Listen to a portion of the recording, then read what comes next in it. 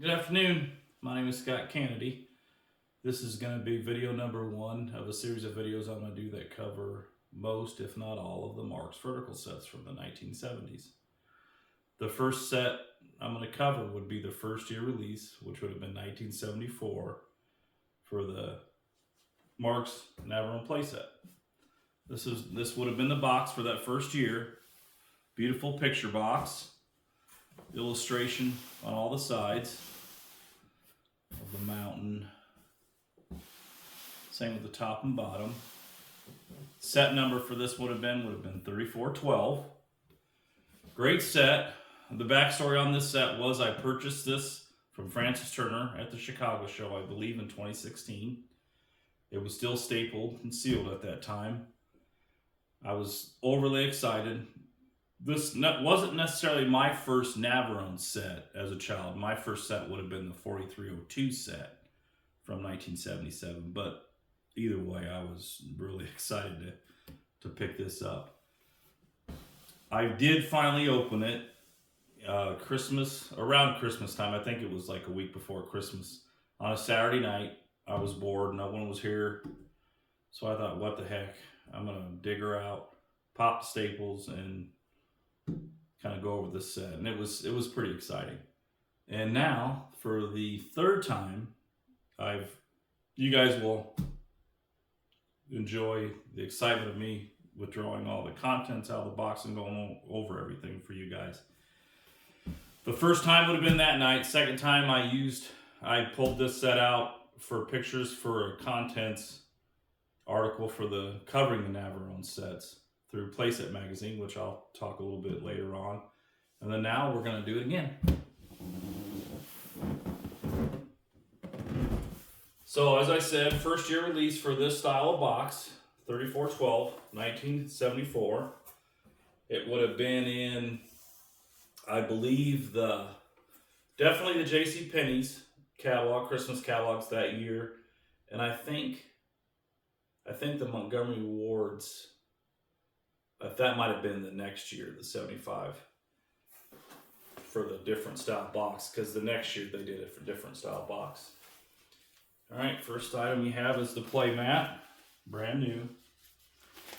Never been played with, but I will like to note that I think when they were packaging this set, this mat was hot off the press because some of the ink was so wet that it had left residue on a couple of the Marx bags. And I don't know if you can see it there, where there's just a few small smears. I thought it was neat. It's still neat to see some of the oddities of sets. Put the mat there.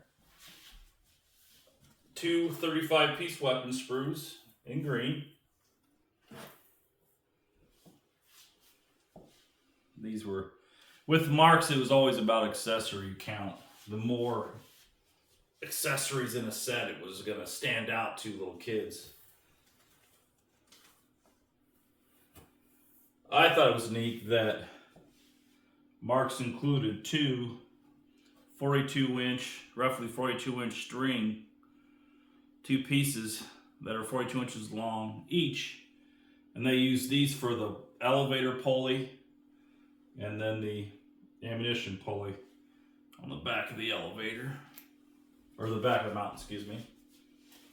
At this point, Marx was going away from the metal flags for safety reasons. Paper flags.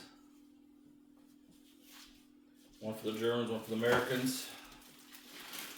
Sealed bag, yellow accessories, furniture, flag post, flag base, both cannons, two outside ladders, inside ladder.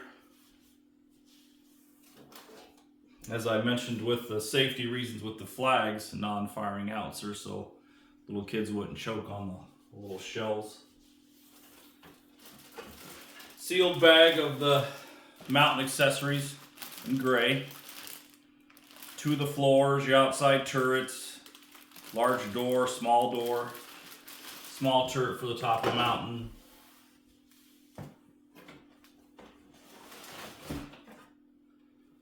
The other two floors mint condition.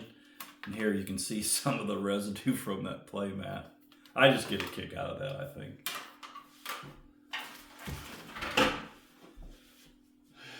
Mold shot for the Americans would have been PL 1195. And all in green.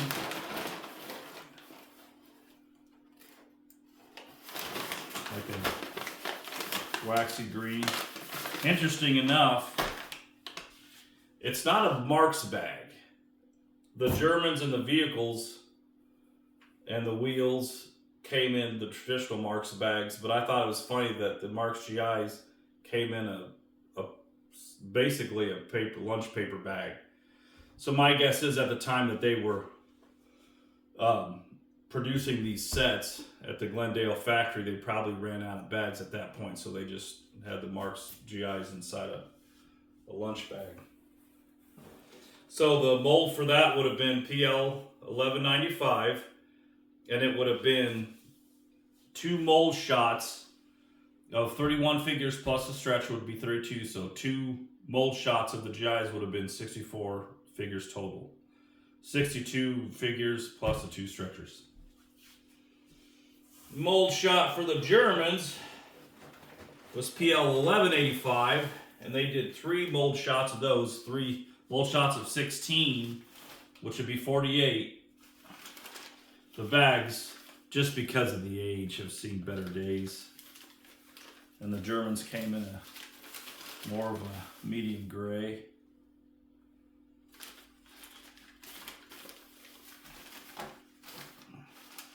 $16 in one bag, 32 in the other. And in a small white paper bag, 3 sitting poses in gray.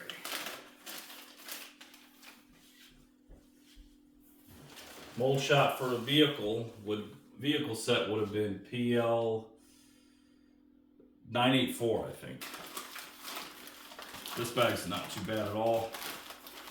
Full vehicle set, forest green, shiny forest green, landing craft, vehicle personnel, LCVP, tank, half track, small Jeep, small cannon, raft,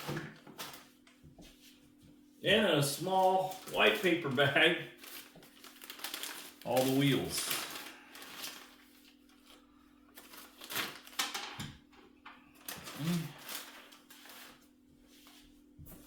They also included a divider to keep the mountain in place for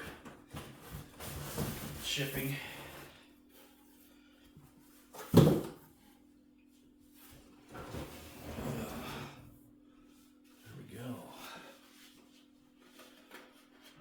Mountain is in gray, a dark gray with a lot of black accents, a little bit of the residue from the mat here. They took the threshold, which normally in the later sets the threshold was more of a matching color to the floors, the garage door, but this is a darker gray. It's taped. And then the elevator is taped there too.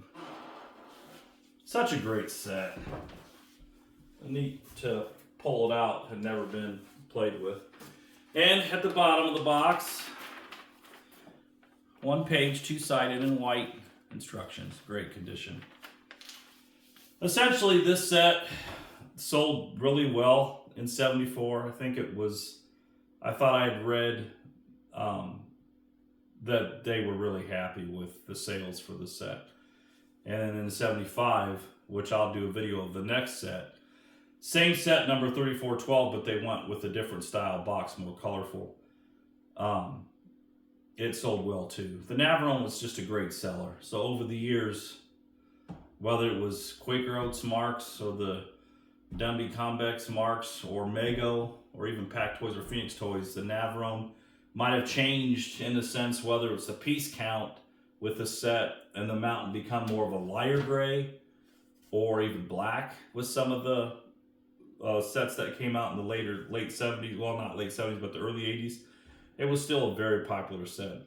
As a child I owned the 77 set, and then I think I bought a Mego set and I believe in 1981 because it was on sale just because. You know, at that point, my original set had lost some of the pieces, so I bought another one. But it had changed too. The figures were more shiny.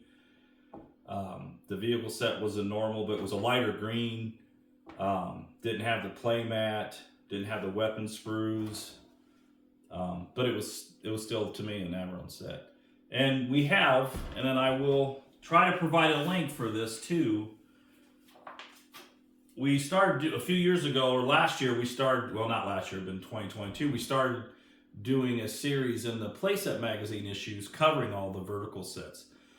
Up to this point, we've covered the Navarone sets, and that would have been, the first series would have been the issue 122. We covered the Navarone sets, the Western genre, which would have been Comanche Pass, Ambush at Falling Rock. We've covered the Iwo Jima Mountain set, which that set came out in 1979. The recent issue, the Christmas issue that goes into the spring, that set covered the prehistoric mountain in 1 million BC. And then I just finished the article and set pictures for the summer issue, which will cover the Marx Navarone Sea Adventure. Okay, if you guys have any questions or comments, please do under the video, and then I'll try to provide a link for Playset magazine. This is a great magazine when it comes to Marx toys or just other playsets, loose figures, the manufacturers from the 60s, you know, obviously Marx from the 50s, 60s, and 70s.